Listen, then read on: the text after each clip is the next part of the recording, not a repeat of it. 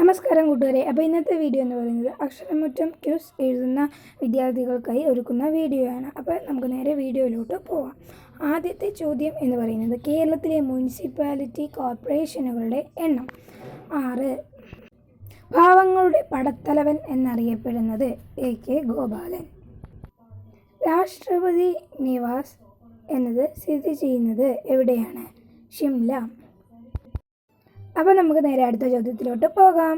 ഡൽഹി ഗാന്ധി എന്നറിയപ്പെടുന്നത് ആരാണ്? C. കൃഷ്ണൻ നായർ. അടുത്ത ചോദ്യം എന്ന് പറയുന്നത് ഇമ്പോർട്ടൻ്റ് ആയ ഒരു ചോദ്യമാണ്. ആദ്യമായി കണ്ടെത്തിയ സസ്യ ഹോർമോൺ ഓക്സിൻ.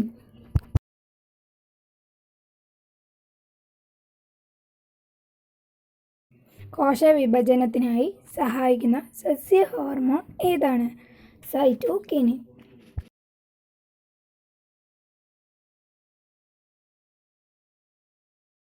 കണ്ണിൽ പ്രതിബിംബം ഉണ്ടാവുന്ന പാളി ഏതാണ്?